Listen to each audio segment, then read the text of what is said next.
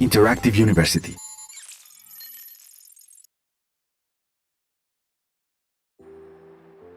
¿Qué tal? ¿Cómo están? Estamos muy contentos de que nos acompañen en un nuevo programa de Toma el Control Audiovisual, el podcast de Control Interactive University. En el programa de hoy tenemos un invitado de lujo.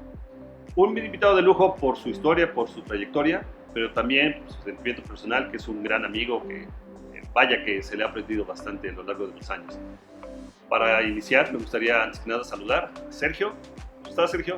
Hola, Estuardo. Hola a todos, ¿cómo están? Bien, muy contentos de que estés con nosotros. Muchas gracias por aceptar la invitación. ¿Y qué te parece si iniciamos? Claro que sí. Bueno, pues les presento brevemente. Sergio Centeno tiene una licenciatura en el Centro Universitario de Estudios Cinematográficos de la UNAM. Realizó estudios de Ciencias y Técnicas de la Información en la Universidad Iberoamericana.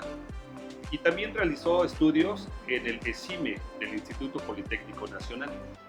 Brevemente, porque la verdad es que la trayectoria es sumamente amplia, brevemente les platico que en el caso del cine ha realizado el sonido para cintas emblemáticas como lo fue Ciudad de Ciegos.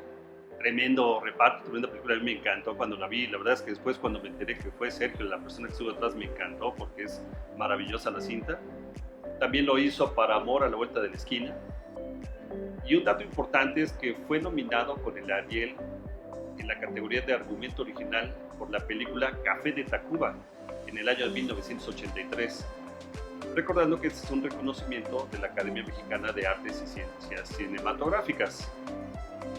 Como ingeniero de sonido, tiene una así de lista interminable, pero vamos a platicar también algunos de los más emblemáticos. Sergio Centeno estuvo al frente del sonido de Tania Libertad, de Eugenia León, del recién fallecido maestro Oscar Chávez, así como de artistas internacionales en una época importante donde muchos artistas venían a México y Sergio era el elegido para hacer este sonido. La verdad es que son nombres muy importantes y daría pena dejar alguno fuera, por eso no se los menciono, pero también es una parte importante de su trayectoria. En la última etapa como ingeniero de sonido estuvo con Emanuel y también con San Sabina. Sergio Centeno hoy en día es director general de la empresa de renta denominada Tecnozón Espectáculos. La empresa se ha caracterizado por estar principalmente en los principales eventos en el país. Eventos como el Vive Latino, Corona Capital, el Hell and Heaven, la sonorización del 15 de septiembre del Zócalo de la Ciudad de México y un muy largo, etcétera. Eventos que típicamente son llevados con éxito a buenas causas. Y bueno, tenemos un tema que se me ocurrió y que me gustaría poder tener la habilidad de desarrollarlo a fondo contigo, que es, yo le lanzo a Sergio Centeno que nos comparta un poco de los principales retos de una sonorización. Yo sé que tú nos podrías platicar de micrófonos o nos podrías de formatos digitales o bastante del cine y demás, pero ¿qué te parece si hoy nos concentramos en el tema de cuáles son los principales retos de una sonorización? Ya sea en espacios al aire libre o en espacios cerrados. ¿Te late? ¿Cómo no? Por favor, Sergio.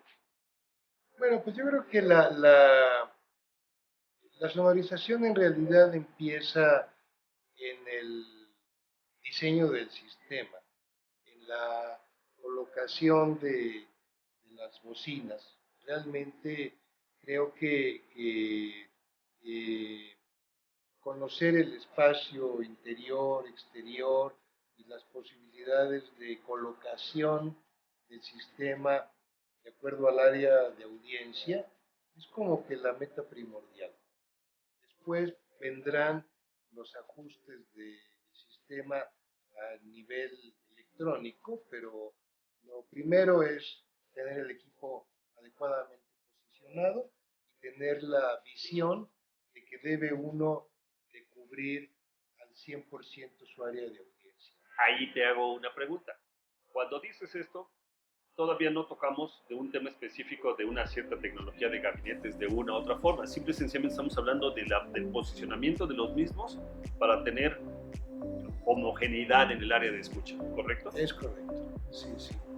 Creo que en ocasiones los sistemas que se ponen no cumplen con este requisito. De repente, eh, la primera fila al centro no se escucha, o en un extremo lateral, o las gentes de hasta atrás. Y creo que para todos nosotros el gran reto debe de ser poderle proporcionar una respuesta homogénea a toda el área de audiencia sin excepción.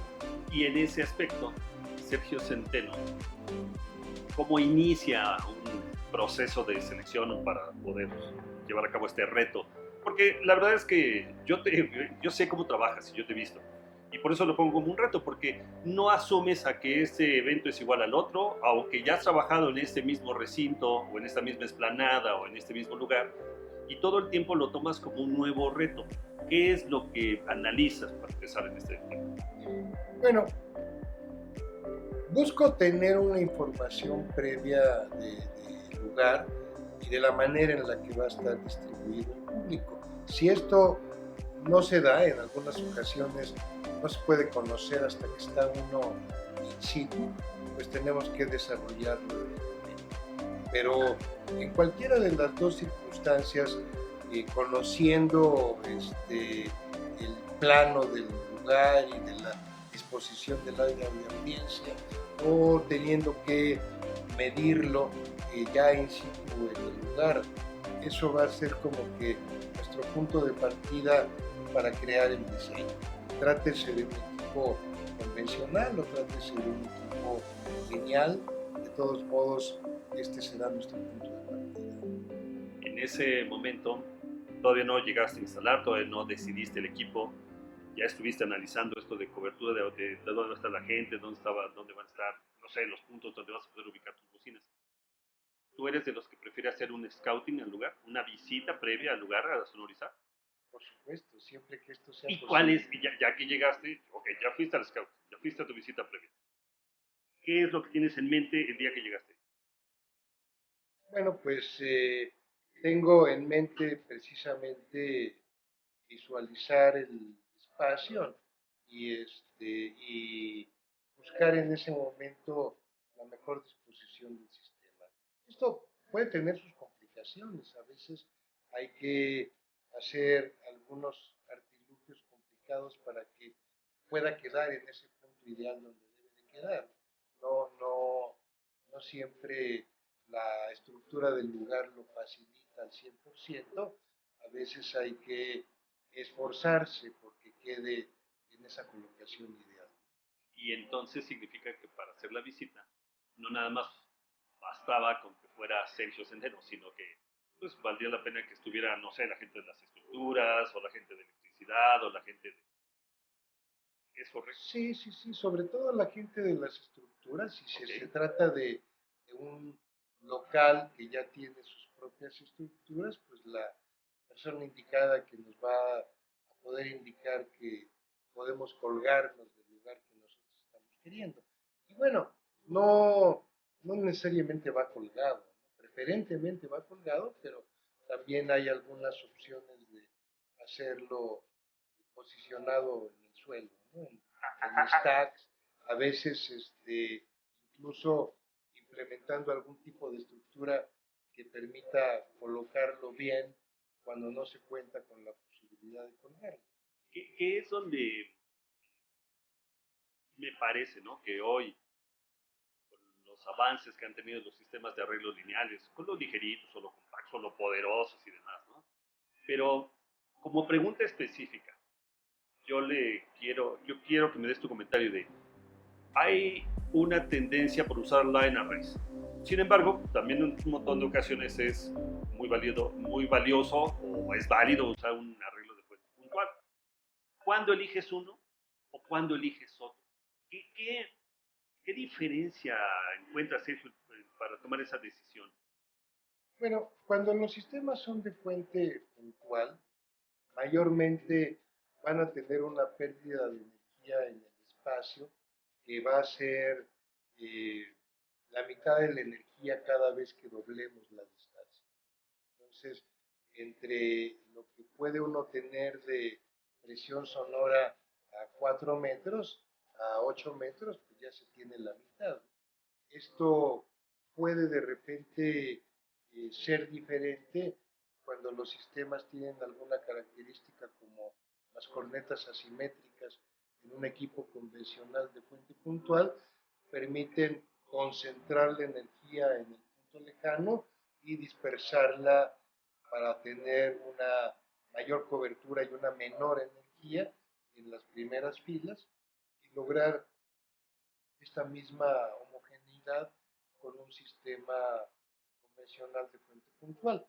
Hay algunas otras variantes, como son los sistemas de fuente puntual de cobertura muy estrecha.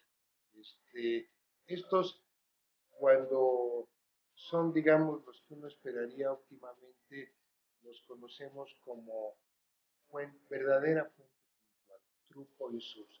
Los sistemas verdaderamente puntuales tienen una direccionalidad bastante estrecha, bastante controlada y un muy buen acoplamiento con otras cajas más a su lado o arriba o abajo.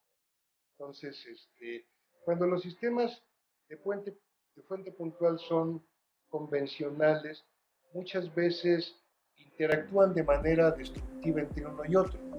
Hay ciertas cancelaciones que se conocen como combing filtering, que producen recortes de frecuencias, los llamamos filtros de Paine.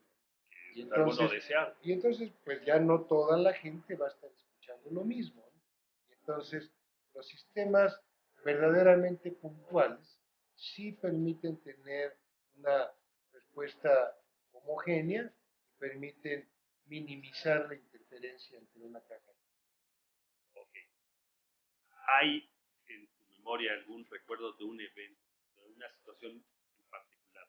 Para acabar de ilustrar un poquito, ¿no? Todo esto de puntual, la NRA, etc.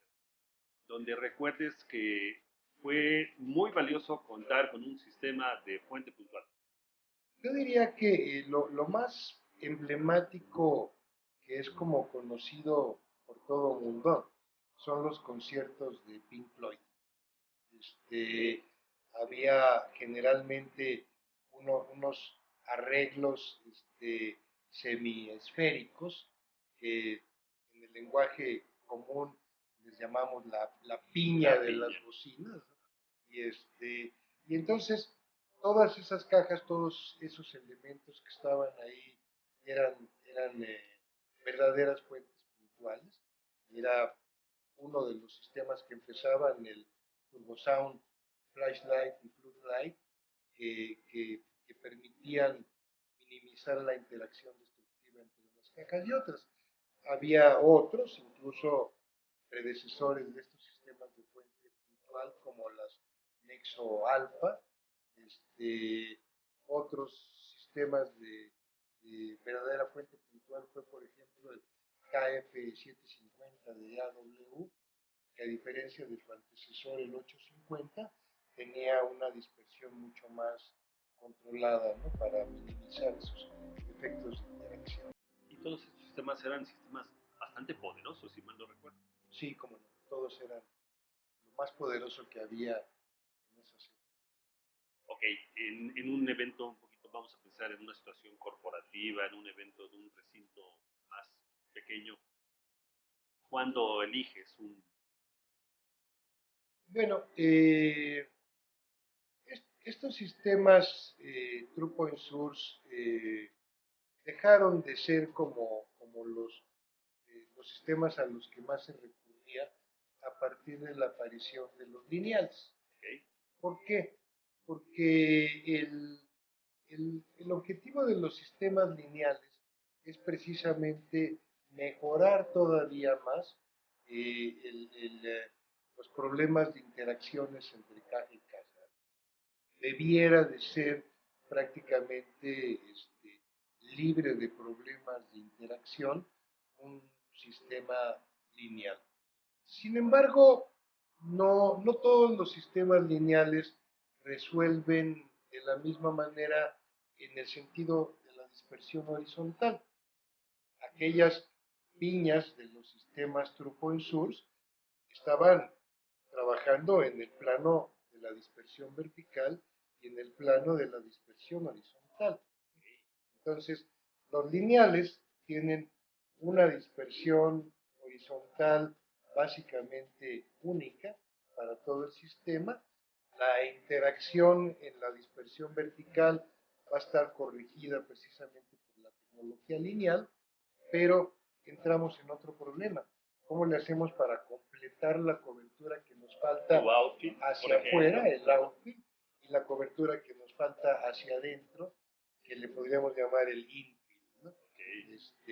Estamos teniendo una dispersión de mayormente de 90 grados en casi todas estas cajas, y entonces hay un triangulito que se nos forma aquí al centro, que queda fuera de esa cobertura, y otro triangulito en la parte de afuera que le pasa lo mismo, y entonces tenemos que implementar outfields e infields para resolverla. Tú has sido de los estudiosos de los arreglos lineales y en general me parece que tienes resuelto las bondades, las limitantes. Y en el caso, hoy por hoy, se puede decir que es tu primera elección como un sistema para llevar a cabo una sonorización. Sí, definitivamente, porque voy a lograr que en mi área de público, hacia la distancia, digamos, resuelva con mucha facilidad el obtener una presión sonora homogénea, sin caída, donde las gentes que están hasta atrás van a tener prácticamente la misma energía que las que están en medio o que las que están en la primera fila. Esto parecería ser violatorio de la ley física de pérdida de la energía en el espacio. No lo es en realidad, porque estamos haciendo que la sumatoria del arreglo de las cajas nos permita, de acuerdo a su angulación y curvatura, concentrar más la energía con un número mayor de cajas en el plano lejano y después empezar a abrir un poco más en el plano medio o en el plano cercano, y entonces se puede perfectamente obtener una presión sonora homogénea. Ya se vuelve, digamos, como un problema de segundo orden el resolver la cobertura lateral, la cobertura del centro de las primeras. A ver, entonces aquí ya llegamos al punto donde vimos cómo los arreglos de fuente puntual, las bondades, las limitantes, las problemáticas, etcétera. Después llegamos a los arreglos lineales. Y en el caso específico de un line array, pues también no se trata nada más de subir cajas y colgarlas. Precisamente fuiste al scouting, tomaste decisiones, cantidad de cajas y demás.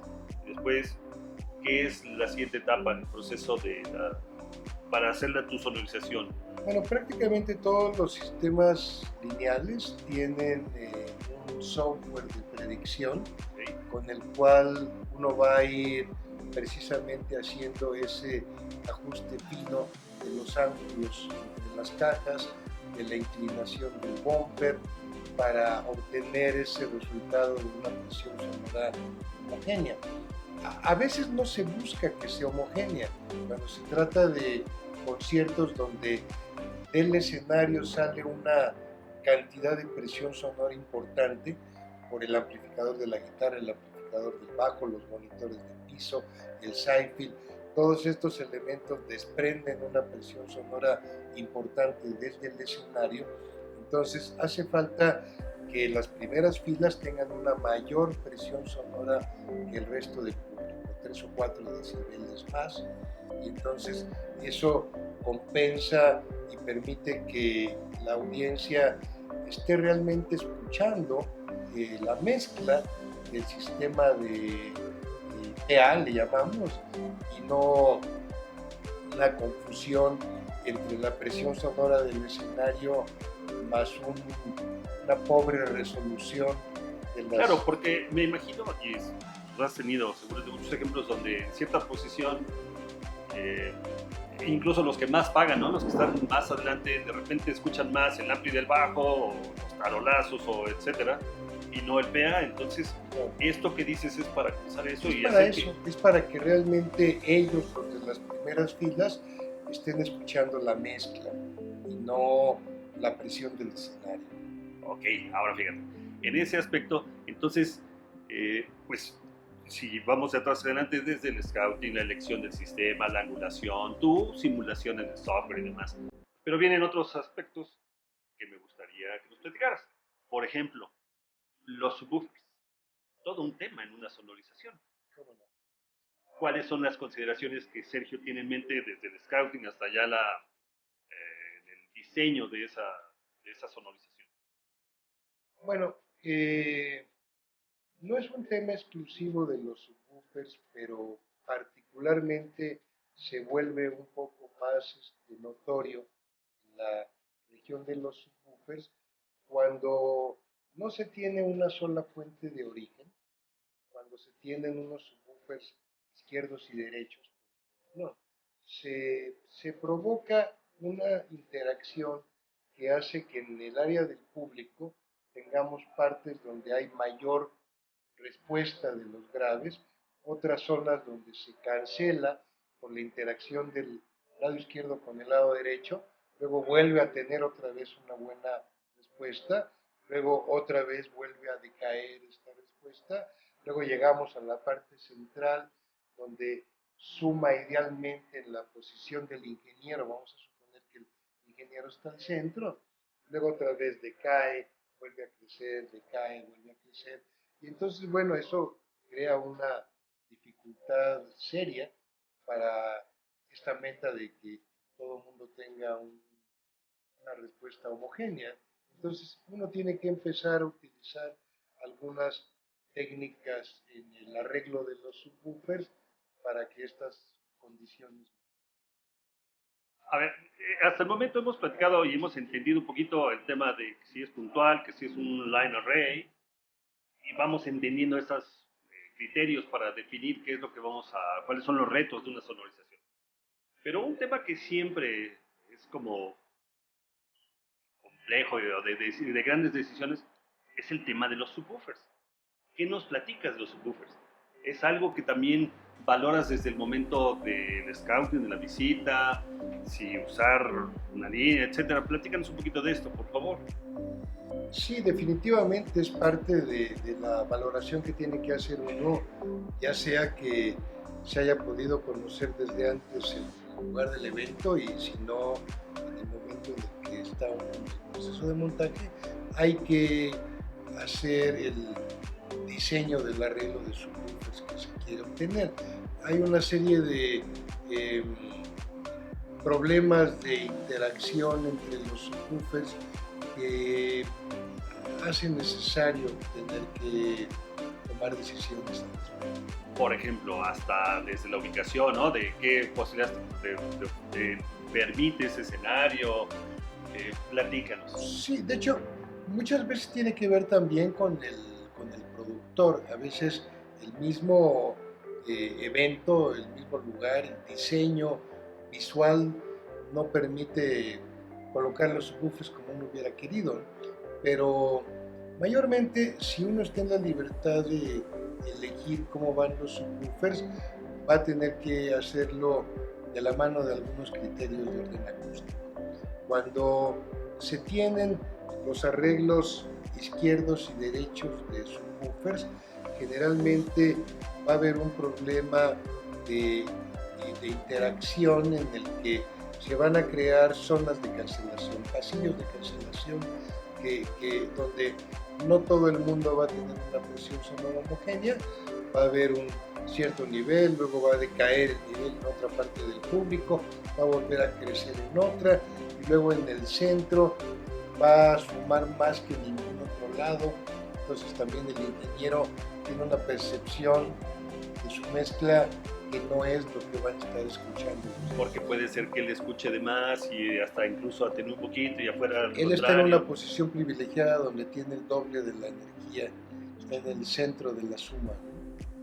Y en este caso, la recomendación o lo que Sergio Centeno tiene en mente para esto es, por un lado, el conocimiento de cómo funcionan las bajas frecuencias, los subwoofers, y qué otros factores hay alrededor de la decisión de ubicación y demás.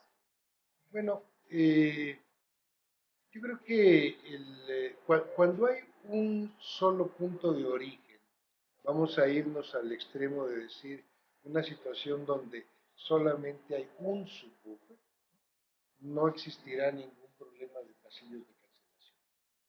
Estos se empiezan a dar conforme va viendo más elementos.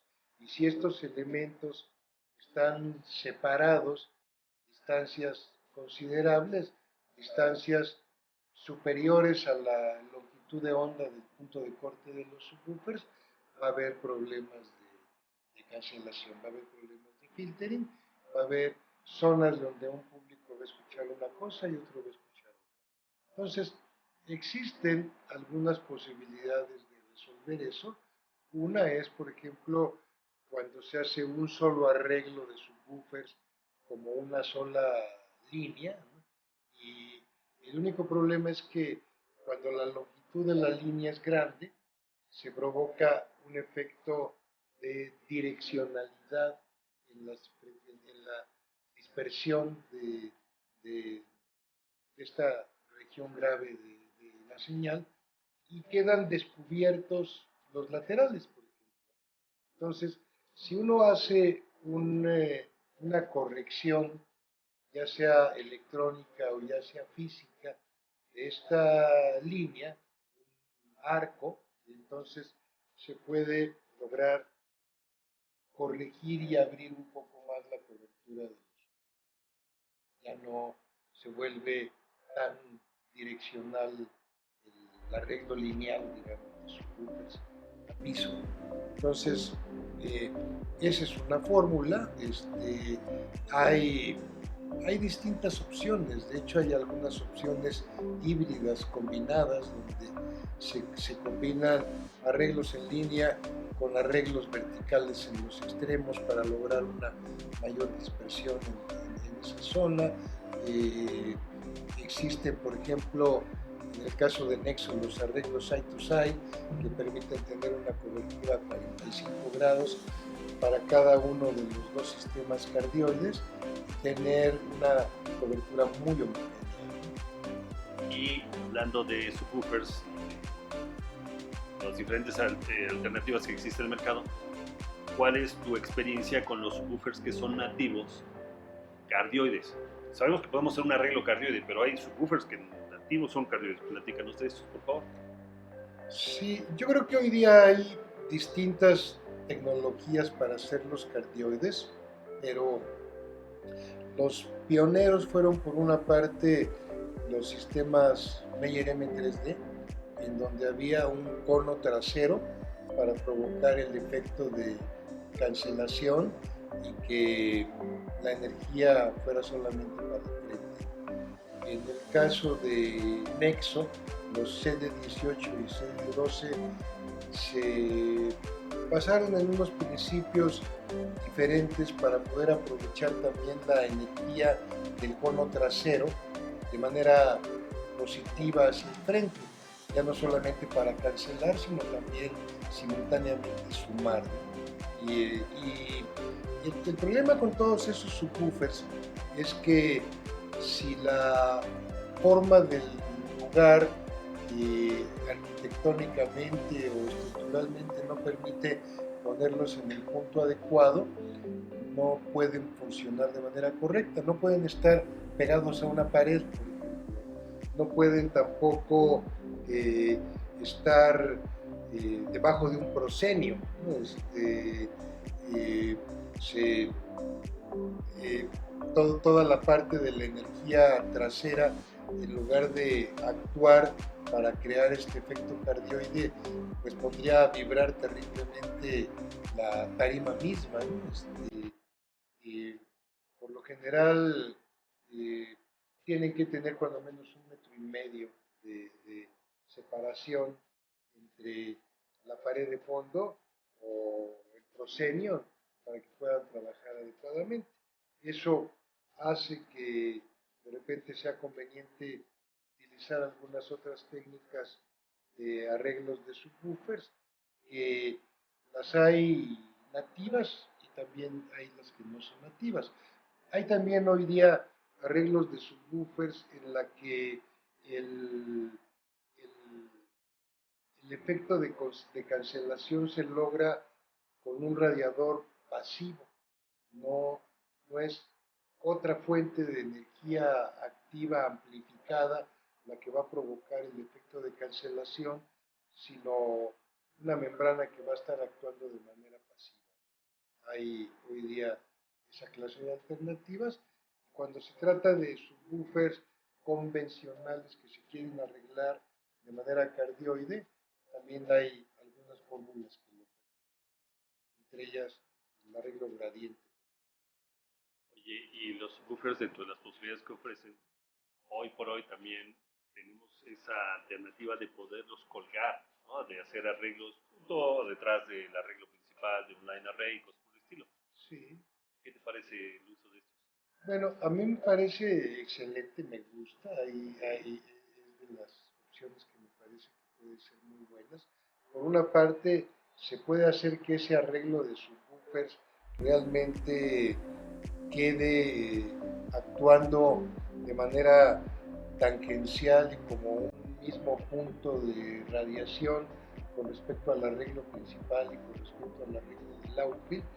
Puede lograrse hacer, por ejemplo, un side to side del arreglo colgado o un back to back del arreglo colgado y convertirlo en cardioide. Los arreglos colgados van a provocar un control de la dispersión vertical. Mientras más larga es la línea, más control de la dispersión vertical va a tener el arreglo de subwoofers. Eso puede ser conveniente para evitar las reflexiones contra el techo, para lograr un mayor tiro largo sobre la zona de las gradas. Y el único inconveniente es que se va a perder dispersión sobre el público de primeras filas.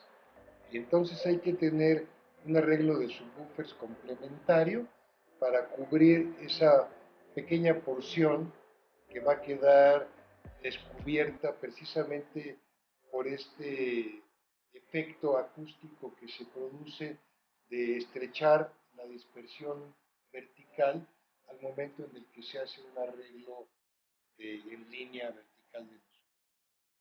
Y nuevamente, no existe ese mundo ideal donde digas la mejor forma, la mejor fórmula, la que siempre funciona, la que he probado en mil ocasiones, es esta, con esto y esto y esto, porque depende de muchos otros factores para poder definir cuál es el diseño de subwoofers o el diseño adecuado para la homogeneidad en el recinto, ¿correcto? Definitivamente cada lugar nos va a presentar un reto distinto o pudiera ser un lugar que ya habíamos conocido, pero con un montaje distinto, ¿Okay? con un posicionamiento del público distinto. Entonces, a cada caso vamos a tener que tomar decisiones. Ok, acabamos un poquito el tema de los subwoofers, los dejamos de lado y llegamos a la otra etapa de una sonorización que es tomar la decisión de cuándo es necesario tener una torre de delay. ¿Qué Okay. criterios consideras adecuados para? Bueno, el primero de todos es la capacidad que tiene tu sistema principal para poder cubrir tu área de audiencia. Por lo general, no utilizarás un equipo de delay a menos que tu sistema principal ya no tenga la capacidad de cubrir al público del tiro largo, al público lejano. Esto también va a cambiar un poco dependiendo de las características del equipo, de marcas, modelos, fabricantes. Hay algunos que tienen mayores capacidades para lograr un tiro largo sin necesidad de delays. Hay otros que son un poco más limitados y se tiene que colocar un arreglo de delays. En cuanto a lugares al aire libre, pues mayormente funciona bien, pero cuando estamos en lugares cerrados, grandes, grandes como para que se justifique tener unas torres de delay, pero además reverberantes, se complica porque no solamente tienes la relación de distancia entre tu arreglo principal y tu torre de delay, sino que tienes otra serie de múltiples reflexiones que no corresponden a la distancia física entre un arreglo y otro. Son producto, por ejemplo, del arreglo principal que reflexiona contra la pared y que incide sobre la misma zona de delay, pero con un recorrido de distancia mayor. Entonces, siempre que no contemos con un mismo punto de origen, con un solo punto de origen, las cosas se van a ir complicando. Y este es un tema específico que no hay que minimizar, que puede ser caótico. Sí, cómo no. Realmente, por eso mismo, a menos que la distancia a cubrir haga verdaderamente justificado el utilizar unas torres de delay, sería preferible no hacerlo, porque no va a bastar con el ajuste de tiempo entre el sistema principal y el, y el delay para que se corrija todo esto de manera correcta. Va a haber toda esta otra incidencia de reflexiones que no va a permitir que se haga de una manera limpia como sucedería en un exterior. En un exterior libre de reflexiones, pues no tiene mayor dificultad. Pero en otras circunstancias. Y por ejemplo, independientemente que sea al aire libre o al espacio cerrado, ¿qué criterio debería privilegiar la ubicación de las torres de delay con respecto a qué distancia ubicarlo del sistema principal? Bueno, tenemos que buscar un punto donde empate, donde se traslape la cobertura del sistema principal con la del delay. Si nosotros queremos hacer que nuestro sistema principal llegue hasta los 75 metros, no podemos poner las torres de delay a los 75 metros, hay que ponerlos a los 60 metros para que empate en esos últimos 15 metros la cobertura del principal con la cobertura del delay. Entonces, de esa manera queda integrado. Si no, un sistema está muriendo cuando el otro no alcanza a tener la cobertura plena. Dice. Tiene que estar un poco más atrás para que realmente los 70 o los 75 metros ya esté incidiendo en la cobertura del Y por ejemplo, si mi arreglo principal, por poner un cero mentalmente fácil de manejar, está el bumper superior, es un arreglo de 18 por lado y tengo a 0 grados. Y pienso que mi torre de delay tiene que estar a 60 grados, pero resulta que mi torre de delay todavía tiene una vertical por cubrir, es decir, tiene que estar en un número incluso negativo, ¿no? Positivo en este caso, perdón. Entonces, ¿es así que este haga o este desde el origen debe de ir apuntando hacia... ¿O qué criterios son? El criterio sigue siendo el mismo. Tenemos que encontrar un punto donde se traslape uno con el otro. O sea que no se puede decir, a ver, mi sistema principal me cubre lo que es la parte plana y mi sistema de delay me cubre lo que son las gradas. Hay que hacer que si este cubre la función de las gradas, el sistema principal debe de traslaparse un poco sobre las primeras gradas para que realmente no se pierda en ninguna parte la cobertura. Otro detalle interesante a veces con los delays es que hay que buscar también una configuración radial, porque muchas veces el solo poner dos torres de delay en el mismo eje que las del principal no nos da una cobertura horizontal suficiente para cubrir lo que está dejando de cubrir el sistema principal. Entonces hay que empatar no solamente en el eje de la dispersión vertical, sino también con el suficiente número de torres para que también se cubra lo necesario en cuanto a la cobertura horizontal. Este tipo de criterios para delay, para un front field, pues debe ser más o menos homogéneo para cualquier arreglo que se defina dentro del área de audiencia, es decir, dentro de la radial, dentro de esos criterios de alinear y demás.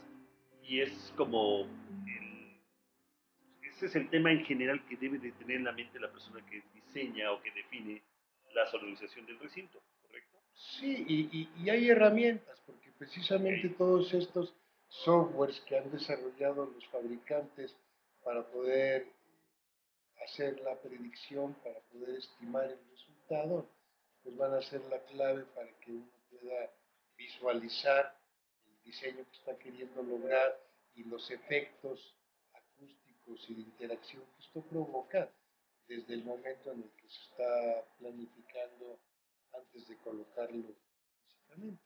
y el tema del software es algo que va inherente desde la visita, desde que llegaste, hiciste tu scouting y empezaste a definir, empiezas a diagramarlo en tu software para tomar esas.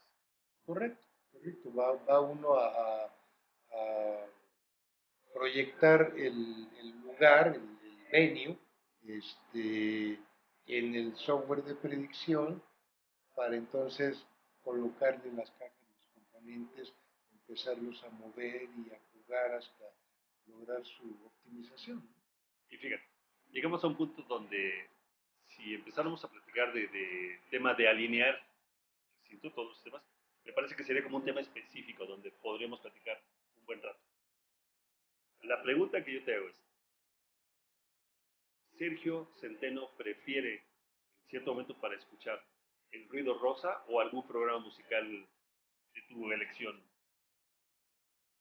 Bueno, son dos cosas diferentes. Ok, El ruido rosa se va a utilizar para una toma de medición de un impulso y y el software que nos va a servir para llevar a cabo la medición y análisis, lo que nos va a estar permitiendo es discriminar de la reverberación del lugar la radiación directa.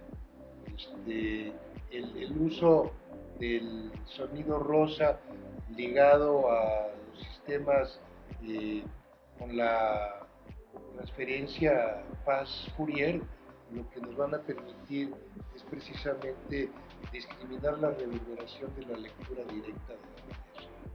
Entonces, eh, esto se hace con la herramienta del ruido rosa, no importando que anteriormente, cuando no existía ese tipo de sistemas de lectura y medición, se hacía para, para los analizadores de tiempo real, se utilizaba también el ruido rosa.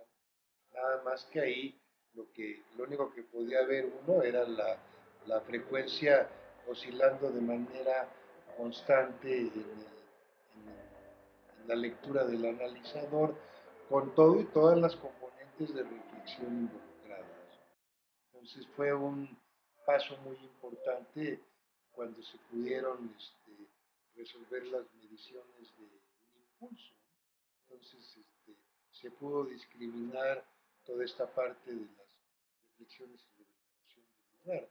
Eso es una aplicación que no tiene que ver con el uso de escuchar uno una cierta música con la que está familiarizado y que además uno busca que tenga las características de respuesta de frecuencia con una riqueza, digamos, que nos permita evaluar el rendimiento del equipo, ¿no? Pero realmente primero lo vamos a evaluar con herramientas un poco más científicas.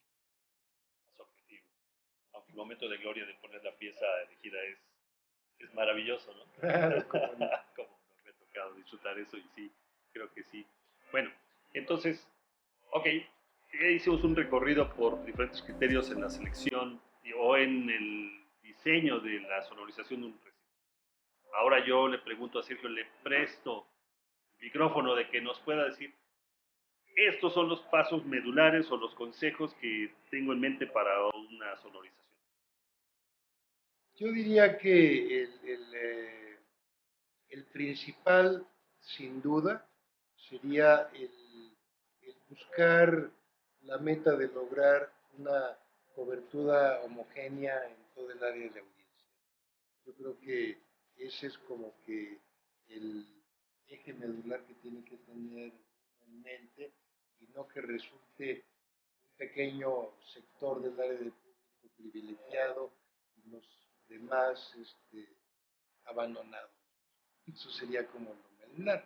La otra, en ese orden de ideas, sería lograr que mis distintos elementos que me permiten tener la cobertura de tiro largo, de tiro medio, de tiro corto, de cobertura de infield o de cobertura de outfield, tengan en la medida de lo posible un mismo punto de origen o relaciones tangenciales a partir de un mismo punto de origen para que físicamente ya tengamos una solución de la alineación del sistema y nuestros ajustes electrónicos realmente sean menores. ¿Cómo un atleta para correr un maratón, sabes, entrena, ¿no? Y entrena muchas horas al día y tiene una preparación. ¿Cómo recomiendas que alguien que hace este trabajo entrene y practique?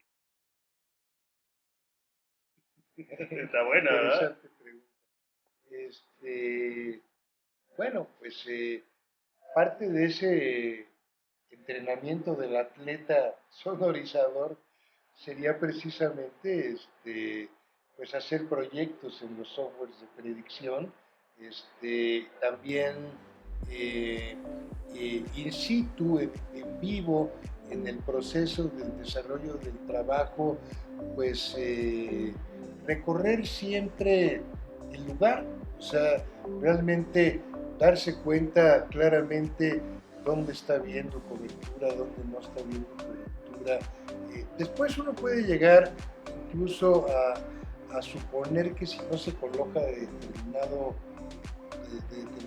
modo, no va a haber la cobertura suficiente, pero en un principio lo tiene uno que caminar.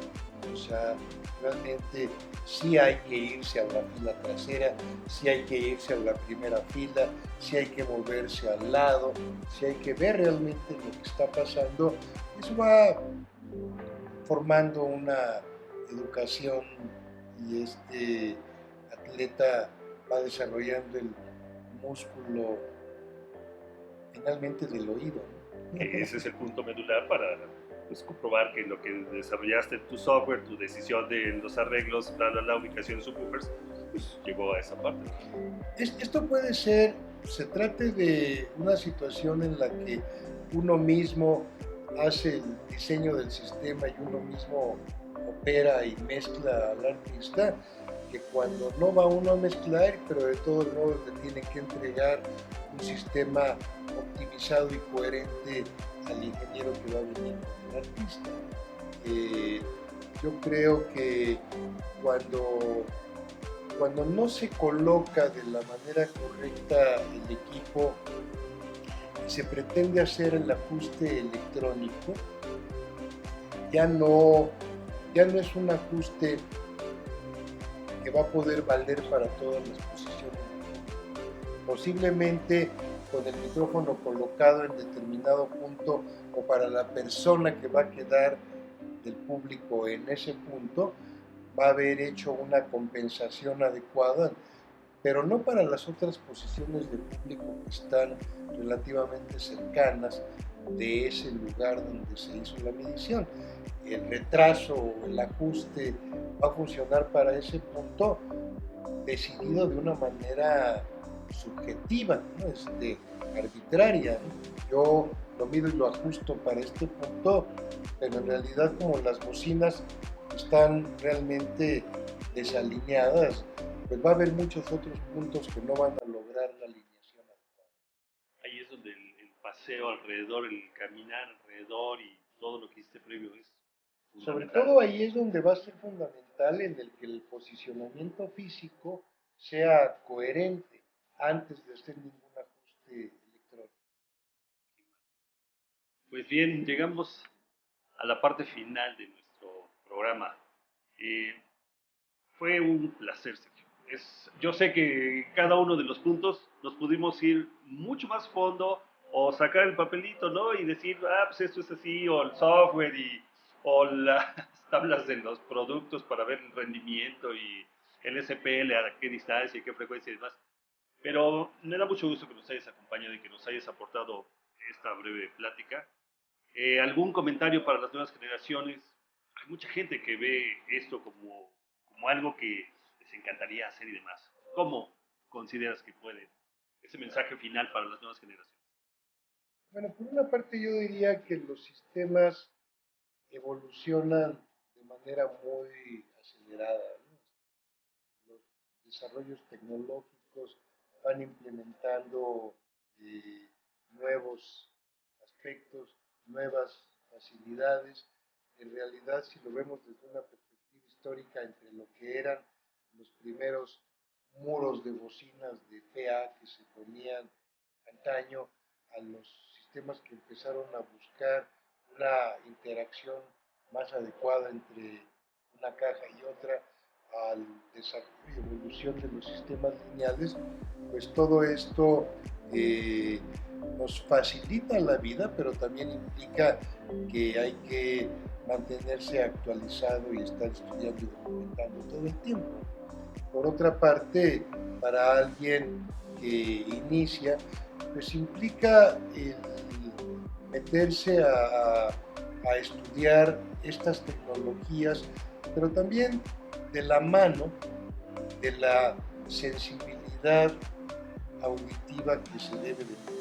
Finalmente, toda esta parte matemática, científica, de software, de predicción y de todo esto se hace para lograr un objetivo que finalmente es musical, ¿no? O sea, sonoro, en el caso de que no se tratara de un evento de música, sino de un evento corporativo, una conferencia, este, pero de todos modos hay una parte de sensibilidad que deberá de estar totalmente conectada con una parte de aprendizaje tecnológico. Un poco de educación musical, un poco de escuchar buena música. Esa música no es nada más la que a mí me gusta, sino un panorama general. Todo esto es necesario para fortalecer Sí, yo creo que sí. diferentes géneros, ¿no? Es todo. Sí, Digo, todo. Yo he estado en mil conciertos y la verdad es que todos, mientras suenan bien, son disfrutables, ¿no? Incluso géneros que de repente, ay, ¿cómo escuchaste eso? Se disfrutan, ¿no? Yo creo que es parte de eso que comentas. Qué maravilla. Pues miren, el objetivo de esto es un poquito de esta información de Sergio, que nos puede aportar mucho y mucho más, en el afán de que tomemos el control audiovisual, de que no esperemos de que la consecuencia de este diseño o el resultado de aquel fue una sorpresa y qué bien quedó, así que no olviden esa parte, hay que documentarse y hay que practicarlo para tomar el control audiovisual. Sergio, datos de contacto, redes sociales, donde la gente te sigue. Yo estoy seguro que hay muchos fanáticos que quisieran seguir a Sergio. Bueno, pues tengo un perfil ahí en Facebook, Okay. que es con mi nombre tal cual. Okay. No, no necesariamente publico cosas relacionadas con el audio, Okay. aunque eventualmente sí lo hago y reseño algún evento en el que estuve, pero también pues participo en webinars, en otros portales distintos del mío, donde me invitan a exponer algún tema específico y ahí se puede hacer. De manera directa es en Facebook, Para, para, Sergio Centeno. para fines del Facebook, Sergio Centeno, ahí están todos mis datos. Perfecto, pues muy bien. Pues estamos al final y tenemos nuevos programas, nuevos episodios. La verdad es que tenemos un hueco bien grande que nos deja el invitado del día de hoy, pero estamos seguros de que los próximos programas serán muy interesantes y pues siempre su retroalimentación será muy valiosa. Mándenos sus dudas, mándenos sus inquietudes, incluso comentarios, todo es bienvenido, siempre fortalece todo esto. Así que por hoy, Sergio, gracias. Gracias. Gracias a todos ustedes, estamos en contacto. No olviden tomar el control audiovisual. Hasta la próxima. Control Interactive University.